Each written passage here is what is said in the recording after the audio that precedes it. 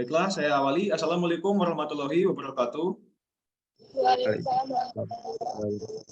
Di sini kami dari kelompok 6 akan mempresentasikan makalah dengan judul Konsep dan Urgensi Pancasila sebagai Ideologi Negara. Sebelum itu, izinkan saya memperkenalkan nama anggota kelompok. Yang pertama saya Ikomang Widya Indra Kusuma dari PS kelas PSTIB. Selanjutnya ada teman saya Kennedy Alejeri Pratama dari PSTIB. Saya Salsabila Aski Qurani dari PSTIA.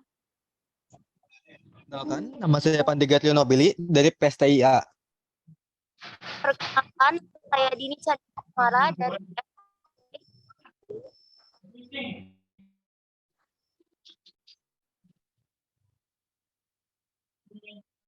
Kemudian ada teman saya yaitu Imam Mariadi dari PSTIB.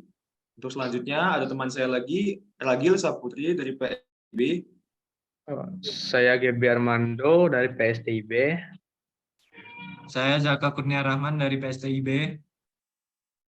Saya Resna Nanda dari PSTIB. Dimas Kurnia Putra dari PSTIA. Saya Hari Ramadhani dari PSTIB. saya Nita Ujana dari PSTIB. Baiklah, setelah perkenalan kami akan membacakan materi-materi yang pertama, yaitu pembacaan materi pengertian ideologi oleh ASKI. Untuk ASKI, dipersilakan.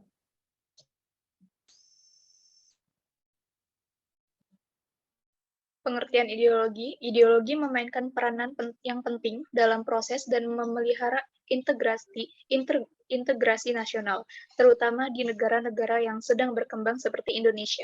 Istilah ideologi sendiri berasal dari kata idea, berarti gagasan, konsep, pengertian dasar, cita-cita, dan logos berarti ilmu. Kata idea sendiri berasal dari bahasa Yunani, eidos, yang artinya bentuk.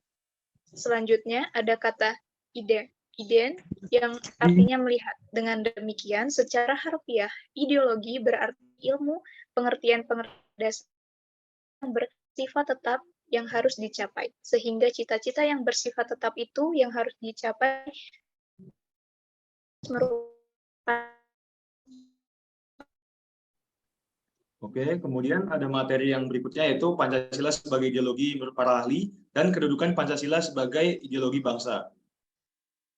Untuk materi kedua yaitu Pancasila sebagai ideologi menurut para ahli akan dibacakan oleh Pandega. Untuk Pandega, dipersilakan.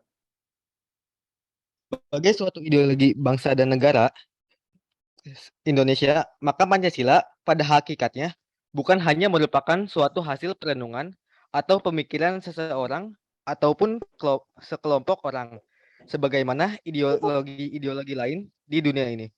Namun, Pancasila diangkat dari nilai-nilai adat istiadat, nilai-nilai kebudayaan, serta nilai religius yang terdapat dalam pandangan hidup masyarakat Indonesia sebelum membentuk negara. Dengan kata lain, perkataan unsur-unsur yang merupakan materi atau bahan Pancasila tidak lain diangkat dari pandangan hidup masyarakat Indonesia itu sendiri. Sebagai bangsa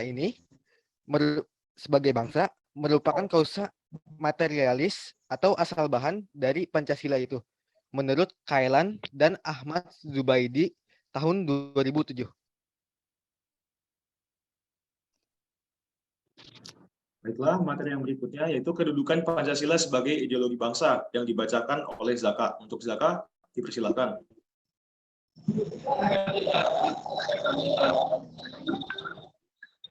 Kedudukan Pancasila sebagai ideologi negara. Kedudukan Pancasila sebagai ideologi bangsa dan negara Indonesia tercantum di dalam pembukaan Undang-Undang Dasar tahun 1945 sebagai dasar negara kesatuan Republik Indonesia yang harus dilaksanakan secara berkesinambungan dalam kehidupan berbangsa dan bernegara. Dengan demikian, Pancasila sebagai ideologi bangsa adalah keseluruhan pandangan, cita-cita, keyakinan, dan nilai-nilai bangsa yang harus diimplementasikan dalam kehidupan bermasyarakat, berbangsa, dan bernegara.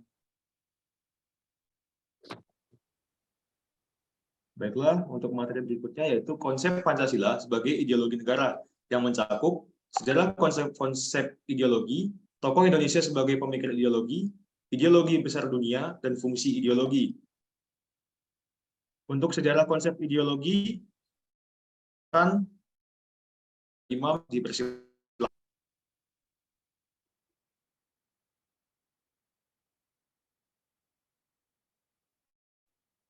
Bisa di- Untuk sejarah konsep ideologi, yang pertama adalah sejarah konsep ideologi dapat ditelusuri jauh sebelum istilah tersebut digunakan Destutt de Tracy dan penghujung abad ke-18.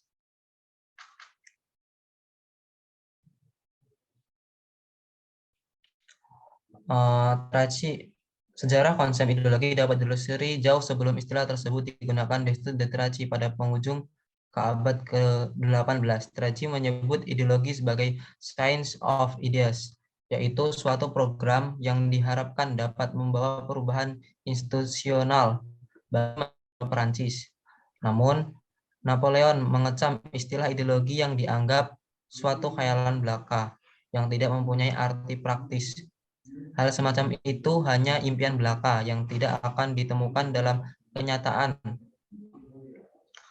Jorge Larraín menegaskan bahwa konsep ideologi erat hubungannya dengan perjuangan pembebasan borjuis dari belenggu feodal dan pemikiran modern baru yang kritis.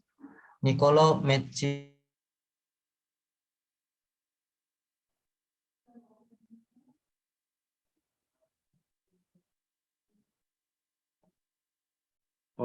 Oke, mungkin dari teman kami Mariadi ada sedikit gangguan sinyal. Langsung kita lanjut saja ke materi yang kedua, yaitu tokoh Indonesia sebagai pemikir ideologi yang akan dibacakan oleh Dini. Untuk Dini, dipersilahkan. Oke, selanjutnya kita akan membahas tokoh pemikir Indonesia tentang ideologi. Pertama, ada Sastra Prateja memaparkan bahwa ideologi adalah seperangkat gagasan atau pemikiran yang berorientasi pada tindakan dan diorganisir menjadi suatu sistem yang teratur. Yang kedua, ada Surjanto menjelaskan bahwa ideologi adalah hasil refleksi manusia berkat kemampuannya menjaga dengannya kehidupannya. Dan yang terakhir, ada Mugyarto menjelaskan bahwa ideologi adalah sejumlah doktrin, kepercayaan, dan simbol-simbol sekelompok masyarakat atau suatu bangsa yang menjadi pegangan dan pedoman kerja untuk mencapai tujuan masyarakat dan bangsa itu. Untuk materi yang berikut, ideologi besar dunia yang akan dibacakan oleh Dean. Untuk Dean, dipersilahkan. Jadi beberapa jenis ideologi dunia itu ada 4, yaitu Marxisme, Leninisme, liberalisme, sosialisme, dan kapitalisme. Apa itu Marxisme, Leninisme? Suatu paham yang meletakkan ideologi dalam perspektif evolusi sejarah yang didasarkan pada 2 prinsip. Yang pertama, itu penentu akhir dari perubahan sosial adalah perubahan dari cara produksi. Dan yang kedua, yaitu proses perubahan sosial bersifat dialektis. Yang kedua, itu liberalisme.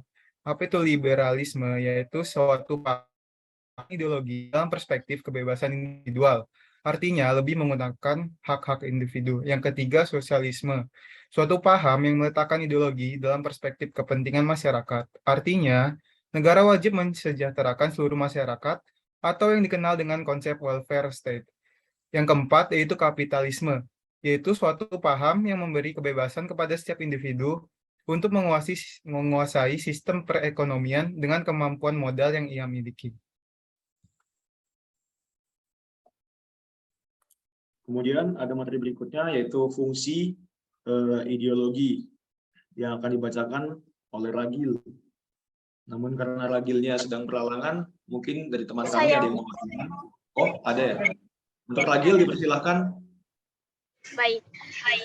Fungsi ideologi adalah struktur kognitif, yaitu keseluruhan pengetahuan yang dapat menjadi landasan untuk memahami dan menafsirkan dunia, serta kejadian-kejadian di lingkungan sekitarnya. Yang kedua adalah orientasi dasar, dengan membuka wawasan yang memberikan makna serta menunjukkan tujuan dalam kehidupan manusia. Yang ketiga adalah norma-norma yang menjadi pedoman dan pegangan seseorang untuk melangkah dan bertindak. Yang keempat adalah bekal dan jalan bagi seseorang untuk menemukan identitasnya. Yang kelima adalah kekuatan yang mampu menyemangati dan mendorong seseorang untuk menjalankan kegiatan.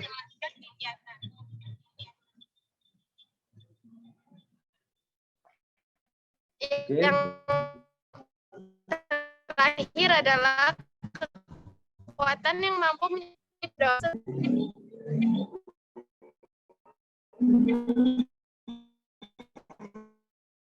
Baiklah, untuk materi berikutnya yaitu adalah corak ideologi yang akan dibacakan oleh Dimas. Untuk Dimas, dipersilahkan. Selanjutnya yaitu adalah corak ideologi. Fungsi corak ideologi yang pertama yaitu sebagai perangkat prinsip dasar sosial politik yang menjadi pegangan kehidupan sosial politik yang diinkorporasikan dalam dokumen resmi negara. Yang kedua yaitu suatu pandangan hidup yang merupakan cara menafsirkan realitas serta mengutamakan nilai tertentu yang memengaruhi kehidupan sosial, politik, dan budaya. Yang ketiga yaitu suatu model atau paradigma bahan sosial yang tidak dinyatakan sebagai ideologi, tetapi berfungsi sebagai ideologi. Misalnya ideologi pembangunan.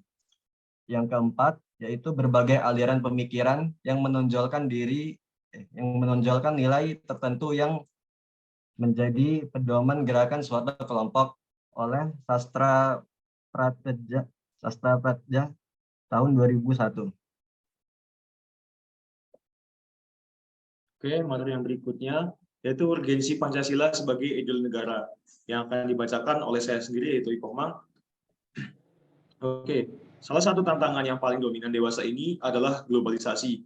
Globalisasi merupakan era yang saling berhubungan antara masyarakat suatu bangsa dan masyarakat bangsa lain, sehingga masyarakat dunia menjadi lebih terbuka. Dengan demikian, kebudayaan global terbentuk dari pertemuan beberapa kepentingan yang mendekatkan masyarakat dunia.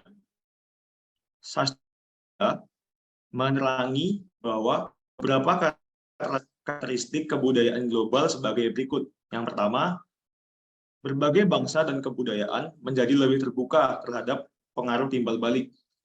Yang kedua, identitas dan keanekaragaman masyarakat dalam berbagai kelompok dengan pluralisme etnis dan religius. Yang ketiga, masyarakat yang memiliki ideologi bekerja sama dan bersaing sehingga tidak ada satupun ideologi yang dominan.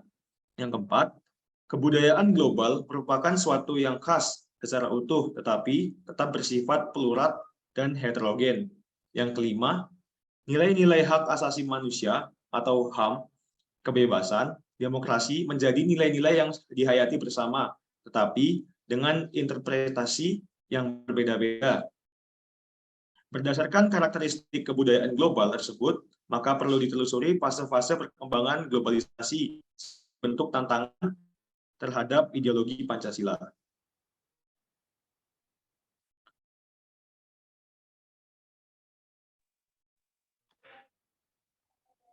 Kemudian, materi yang berikutnya adalah fase-fase perkembangan globalisasi yang akan dibacakan oleh Haryadani. Pertama, fase embrio berlangsung di Eropa dari abad ke-15 sampai abad ke-18 dengan munculnya komunitas nasional dan runtuhnya sistem transisional abad tengah. Kedua, fase pertumbuhan meliputi abad ke-18 dengan ciri pergeseran kepada gagasan negara kesatuan, kristalisasi konsep hubungan internasional, standarisasi konsep kewarganegaraan.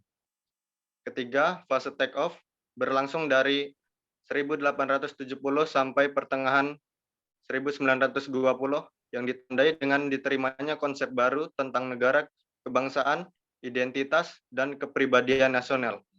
Mulai masuknya negara-negara non-Eropa ke dalam masyarakat internasional. Bacaan materi berikutnya adalah fase hegemoni hingga dengan fase kebudayaan global yang akan dibacakan oleh Dita. Untuk Dita, dipersilakan. Oke, selanjutnya itu ada fase hegemoni sampai fase global. Yang pertama, fase hegemoni itu dimulai dari tahun 1920 dengan pertengahan 1940. Yang ditandai dengan adanya meningkatnya konflik internasional dan ideologi kapitalisme, sosialisme, fasisme. Yang kedua, fase ketidakpastian berlangsung dari tahun 1960 sampai 1990. Ditandai dengan munculnya gagasan dunia ketiga, yaitu proliferasi nuklir, konsepsi individu menjadi lebih kompleks, dan hak-hak warga negara semakin tegas dirumuskan. Yang terakhir, fase kebudayaan global ditandai oleh perubahan radikal di Eropa Timur dan Uni Soviet. Oke, untuk materi berikutnya, yaitu pembacaan materi hakikat Pancasila sebagai ideologi yang akan dibacakan oleh Ale. Untuk Ale, dipersilakan. Hakikat Pancasila. Pada bagian ini akan dipahami hakikat Pancasila sebagai ideologi negara memiliki 3 dimensi sebagai berikut. 1. Dimensi realitas. Hal ini mengandung arti bahwa nilai Pancasila bernilai kehidupan bangsa Indonesia, sekaligus juga berarti bahwa nilai-nilai Pancasila harus dijabarkan dalam kehidupan nyata sehari-hari, baik dalam kaitannya dengan kehidupan bermasyarakat maupun segala aspek negara-negara. 2. Dimensi idealitas. Hal ini berarti bahwa nilai-nilai dasar Pancasila mengandung adanya tujuan yang dicapai sehingga menimbulkan harapan dan optimisme serta mampu mengunggah motivasi untuk mewujudkan cita-cita. 3. Dimensi fleksibilitas. Pancasila sebagai ideologi bersifat terbuka karena bersifat demokratis dan mengandung dinamika internal yang mengundang dan merangsang warga negara yang meyakininya untuk mengembangkan pemikiran baru tanpa khawatir kehilangan hakikat dirinya. Ya. Oke, untuk materi berikutnya adalah pembacaan konkret Pancasila sebagai ideologi negara. Untuk Gebi, dipersilakan.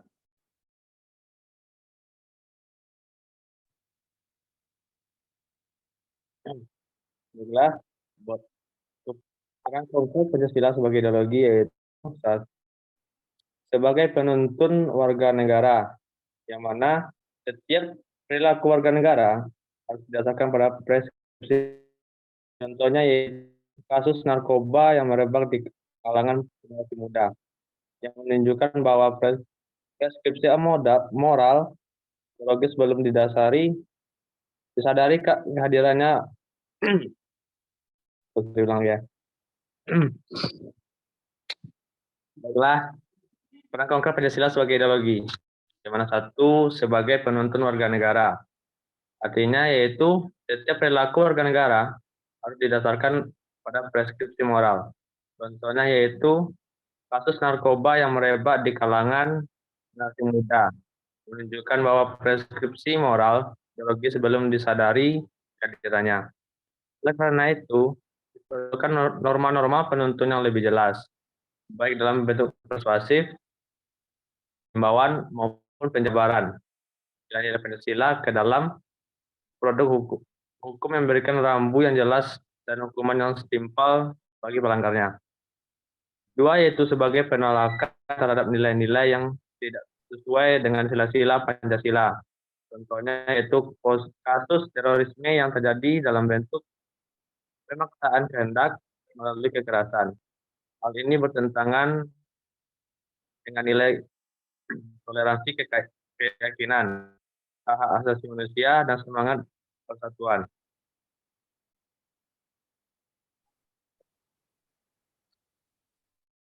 Baiklah, yang berikutnya adalah kesimpulan yang akan dibacakan oleh Dita. Untuk Dita, dipersilakan.